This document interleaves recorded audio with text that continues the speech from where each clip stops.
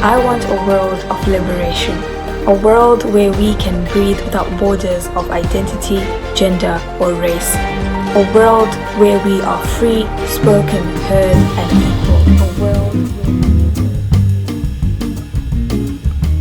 On today's program, we'll learn how the UN is using virtual reality to further climate security. And we'll experience the amazing, immersive, and interactive art installations of Meow in Santa Fe, New Mexico. After that, we'll see how Outward Bound Adventures is changing the lives of underprivileged youth. Then we'll witness the ways UNICEF is supporting the education and health of child refugees in Poland.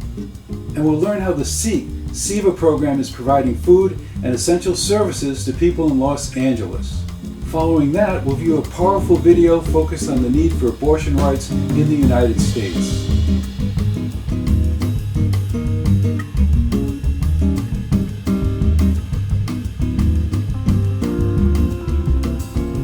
It was something that was surreal, very transformative. It brings the reality through the lens of technology. We're here today for what we call the future of briefings. It's basically leveraging new technologies for the good of diplomacy. Today, the government of Japan has funded this new initiative using virtual reality. We share that experience with other permanent representatives and or other diplomats. This event is a premiere of a virtual reality film on climate security risks, co-organized by the Mission of Fiji. The film was produced by DPPA. So many Pacific Island countries are facing these challenges of climate security. Small islands have contributed next to nothing to the challenge of climate change, but are suffering most of its impacts. The purpose is to bring our guests to the virtual trip and get a sense for the realities that are so far for people here in New York. I hope that today's experience will provide you an insight on what the future of the UN could look like. Is that too tight? The film we had today was a very vivid demonstration of reality in relation to climate change. Get it started. You'll see yourself on a terrace, sort of overlooking something a bit like the Grand Canyon. Oh yes. Put on like a VR headset and watch a VR film about the effects of climate change on Pacific states. Portrays very clearly how the world is transforming because of the impact of climate change. It was the first time trying VR for me. It was great. It was a very intensive, immersive experience. I really felt like I was on the island, walking around, trying to see the whole shop. It's very real. You could see the water coming in to almost reaching where they stay. Communities been devastated by rising sea levels, severe storms. It tells a story of survival.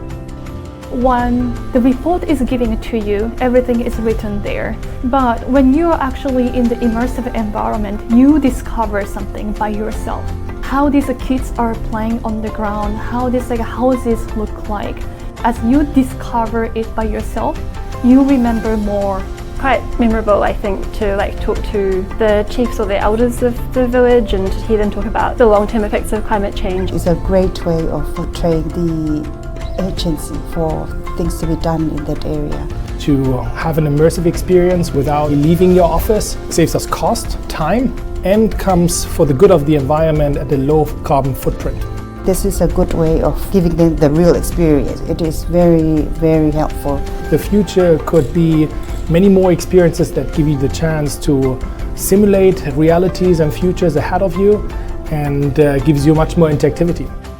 Virtual reality can really help us to raise the awareness of the people about the seriousness of the climate change, which is having a negative impact upon the people on the ground. Technology affords people to step into the shoes of others affected.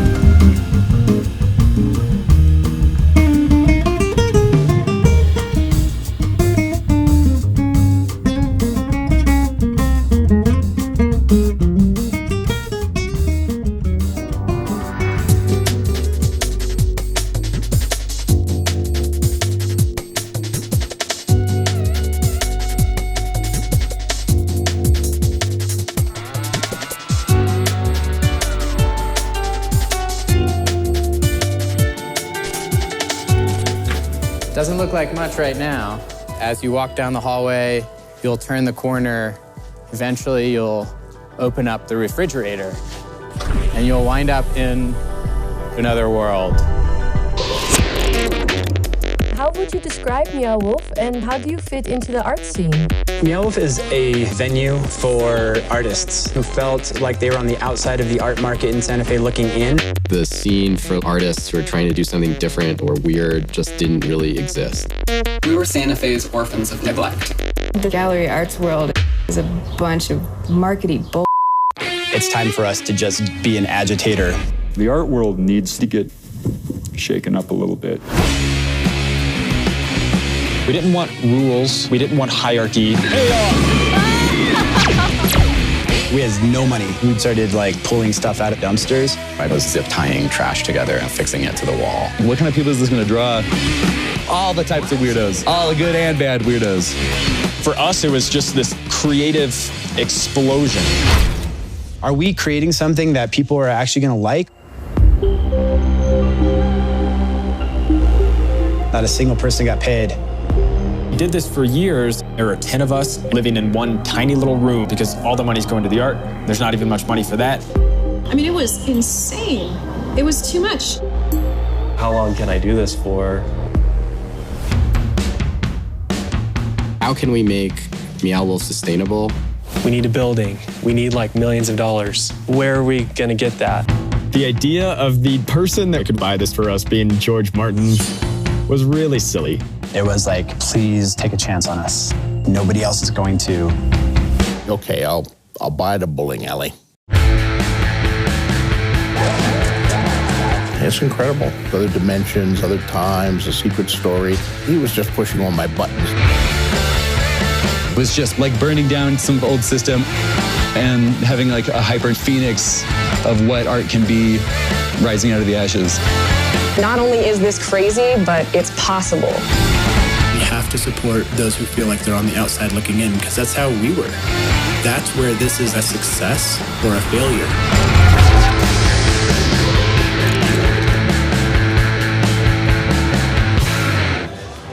Welcome to Meow. Bienvenidos. It's nice to have you. I've never seen anything like this before, ever. Maybe in dreams. Maybe if I were the original Alice in Wonderland and fell through the rabbit hole, maybe that would be something like this. It's like a million different dimensions in one building. Is like a Salvador Dali painting. Like a really trippy video game in real life. Every quarter I'm surprised. I don't think I've ever had an experience like this in all my time. There's just so many things and so many different things to look at, to touch, to just take in. It's interactive, it's a story. Like I really want to, at this point, dig into the story because there's something else going on there. And there's like a whole mystery pocket dimensions thing. Murder mystery meets art installation. This kid's face just keeps popping up everywhere and he's scaring me. And it's really like a big mystery that you have to like put together these cool clues. There are different levels of experience depending on your degree of consciousness. This is like an incredibly unique place. There's no words. Oh, I can't describe it. It's so cool. I don't think you could compare it to anything. I think it's way cooler than anything I've seen. It's colorful, it's playful, it's for kids, it's for adults, it's for everyone. I don't really know how to explain it. You have to come here to yourself. This is like the most amazing place I've ever been. I'm so happy that I came and so blessed that like I'm able to see all this stuff and put all this stuff into my mind and everything. If you want to energize yourself, if you want to become more creative, it's like sticking your finger in an electrical socket and becoming alive. You have to go see it in person. Whatever I say is not going to do it any sort of justice. I can show you pictures, I can show you video. That's nothing like being the experience of actually being there. Just, you gotta come check it out.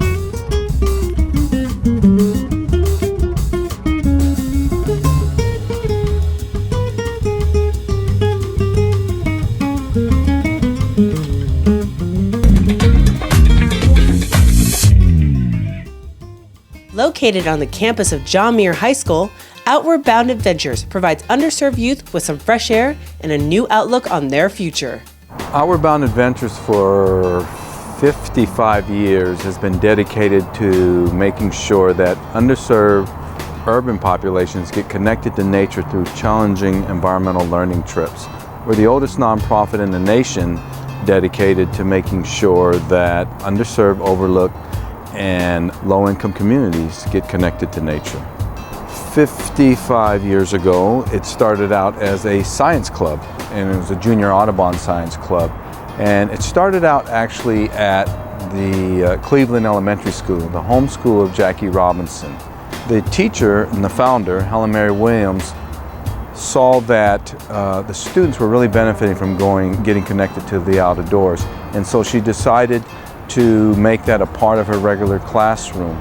So the significance, the historical significance of OBA being at Cleveland Elementary School, where Jackie Robinson, she was breaking color barriers in the wilderness. At the same time, Jackie Robinson was breaking color barriers in Major League Baseball. OBA spawned from the Junior Science Club, and then 1964, it was incorporated, and it's been doing fundamentally the same program since 1964. The staff are highly trained, and we train them, and then we hire the staff. The volunteers that come into the office are volunteers from every walk of life that just love what we do and understand the value of connecting urban people to nature and getting them involved in environmental issues. OBA has a curriculum that's dedicated to helping these guys achieve their full potential. And we have these 6 areas of focus. So the first area is learning how to function in a group, and that's community. So we do, everything that we do is based on community, working within a community. Team building and leadership is another area of focus. We do a lot of team building and leadership activities, so they identify their leadership skills and they learn how to build a team outdoors. The third area would be exposure to outdoor careers.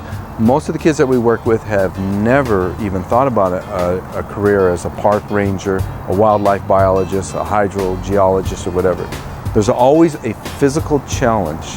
As you know, or as most people do know, there's no growth without challenge, and we challenge the kids physically. The 5th area of focus is eco and cultural literacy, and every course that we have, there's some literacy piece around environmental studies and fundamental ecological concepts and cultural literacy. A lot of the cultural literacy might be around the Native Americans, it might be around the original folks that inhabited an area, which is usually Native Americans, but there's always a cultural piece and there's always an eco-literacy piece. And the 6th area of focus is stewardship. The kids all learn about leave no trace principles and how to become better stewards of their natural environment. So all of those 6 areas together as part of our curriculum. I got involved with Outward Bound Adventures through their regional diversion program. As a youngster, in my early teens, I was involved in a gang, and I had no contact at all with nature. They got me involved, and I had never been anywhere out of the city. And I loved it. I understood myself better, and I really began to understand that this is something I really love doing. And it transformed my life. It's an amazing thing to see a kid that's never had any contact with nature come out and just be surprised to see that there is so much beauty in the natural world. We're not only serving the kids from John Muir High School, we're serving kids from East Los Angeles, South Central LA, as far away from San Bernardino, Palmdale, Lancaster.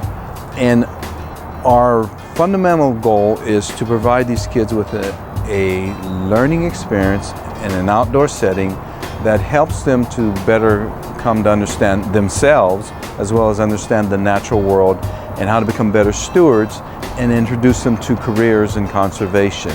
When you have a kid that's never been more than a half-mile radius from his home, go out into nature and spend 3-4 days backpacking or camping out in nature, and come away from that saying, you know, this is something that's bigger than me, that I can become involved in, and that I actually love.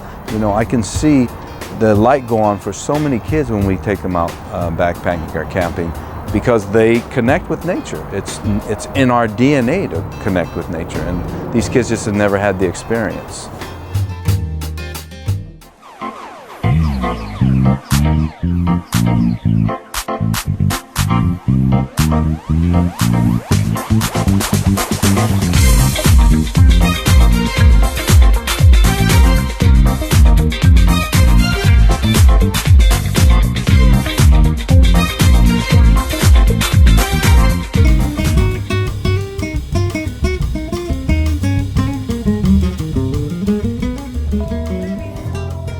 There's so many things that war does that we see, but there are so many invisible wounds of war.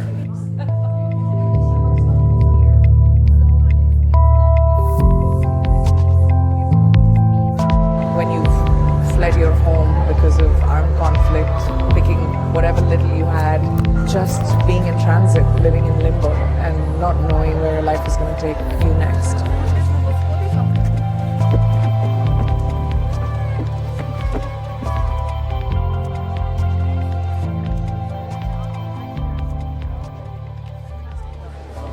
When we think about playing, and we associate that with children, you know, people think that they're playing, expending energy, but play in the Blue Dot centers are used as a tool to be able to create a sense of normalcy for children. And when they have a sense of normalcy, that evokes a sense of safety. And that comes from doing the simplest things, like drawing, like playing darts, or, you know, creating these beautiful dolls, but actually being able to do something with your hands. It's such an amazing tool that I see them use to have these children feel protected and safe. Children and their moms can come to a UNICEF-supported education and development hub and use benefits of therapists, be able to have people who come in and give them classes in Polish, in English, in Ukrainian. And to see so many women carry the burden of not just fleeing war, but being strong, taking care of their children, finding new opportunities, finding resources, going out there, getting jobs while taking care of little children that they've traveled with. I met a bunch of adolescent kids who talked to me about their hopes, their dreams. They talked about wanting to pursue studies. They want to be dancers, they want to be graphic designers, and they need to be given an opportunity to have a sense of future. I hope you do end up doing everything you want to do. Thank you. Yeah. These are truly brave, inspiring people. I won't just say the kids, but the people that help these children find their feet inspire me every single day.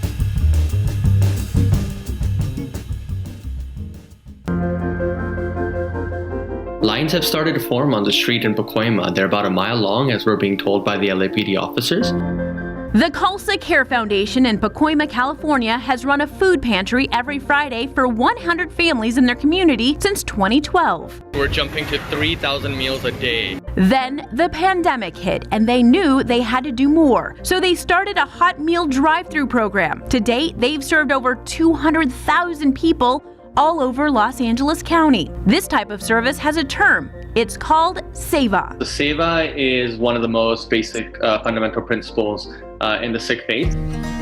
Sikhism, the world's 5th most popular religion, believes in equality and service to others. The literal definition is selfless service. Jaspreet Singh is a volunteer at the Sikh temple. He shares 3 lessons we can all learn from giving back.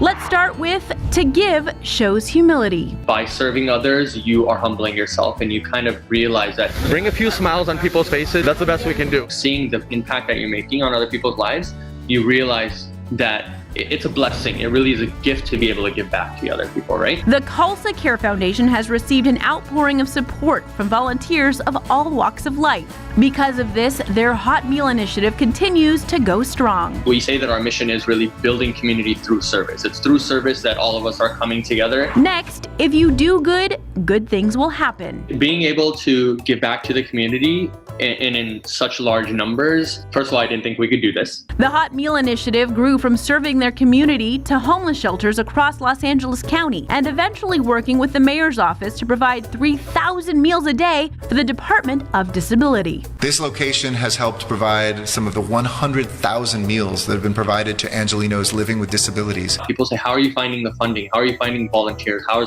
said, I don't know. It's just happening. And that just shows that if you're doing good things will happen. I would say about 50, 55 volunteers here today. Things will work out on their own because you're not looking for anything in return. And lastly, the act of service can make a difference. If you're a human being, you can do Seva. This is our neighborhood. This is our town. When we're giving out the foods, everyone's wearing a mask, so it's hard to see people smile, but you can see everything through their eyes. Really, really good. Awesome. Jaspreet shares while the partnership with the Department of Disability has come to a halt, the Khalsa Care Foundation continues to serve 5,000 hot meals every Wednesday across Los Angeles County to low-income families and homeless shelters. As for their food pantry, it's bigger than ever. So our numbers for food pantry alone grew from 100 families to every week now we're serving over 500 families. So again, we appreciate anyone who's come out today. People are losing their jobs, losing their lives, and it's affecting so many people, but something good that's coming out of this is that people are coming together. Giving back and making a difference. Lessons we can all learn from Seva.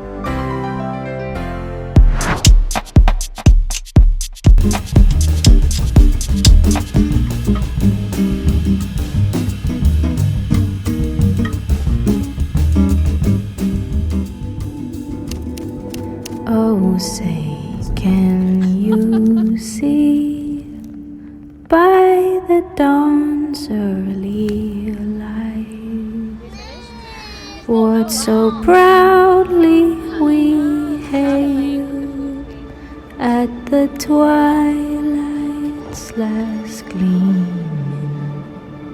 whose broad stripes and bright stars through the perilous fight o'er the ramparts we watched were so gallantly streamed. I'm pregnant.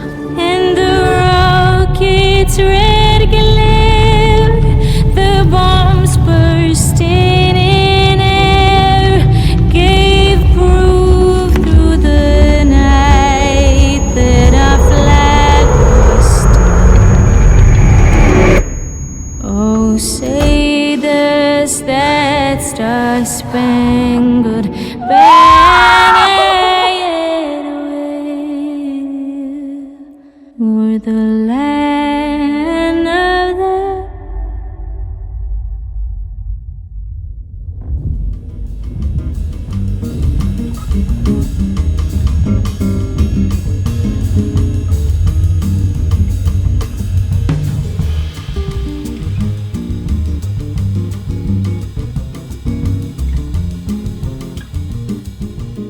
Cause the flag still stands for freedom. And it can't take that away. Peace.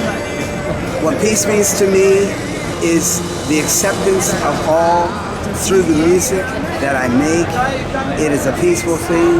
And sometimes even through that peace you bring the raw funk of dancing around, shake it, but don't fake it. And as far as I'm telling you that the world, we just need to concentrate on loving each other. I know it's been said before in a trite message, but through that love comes that peace. Amen. So you guys, thanks for coming out, supporting the troops.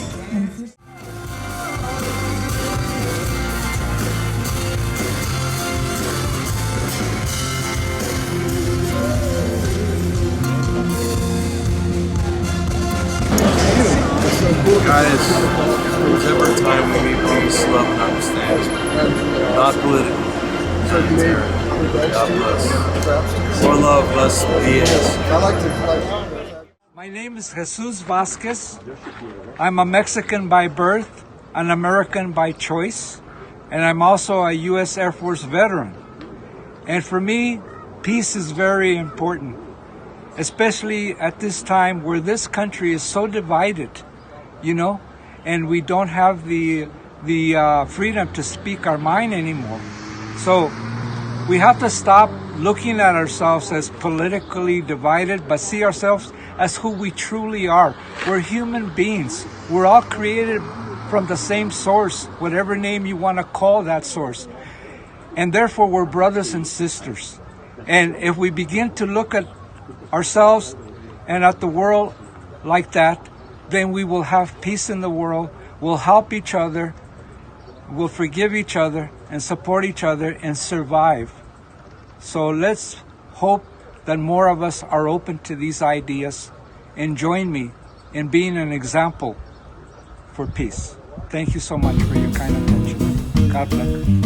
Thank you for watching Positive Spin. This show is made possible through the generosity of the Patty and Jack Wright Foundation and the Prem Rawat Foundation. Watch and subscribe to our previous episodes on YouTube, and please like us on Facebook. Follow us on Free Speech TV, Roku, Sling, DirecTV, Dish Network, and Apple TV. I'm Bill McCarthy. Stay safe and healthy, and remember, you can create your own positive news.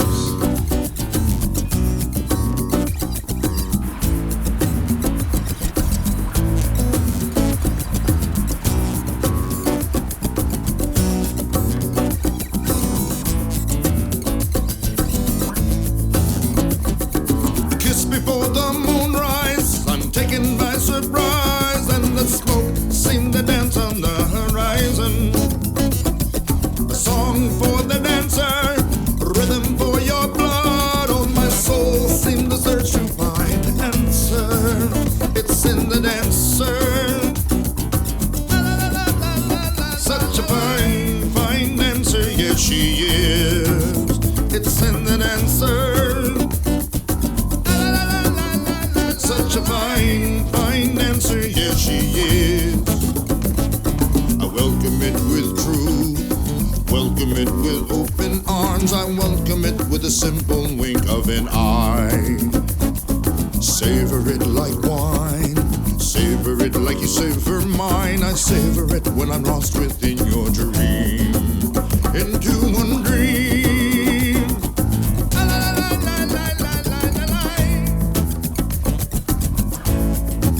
Into one dream.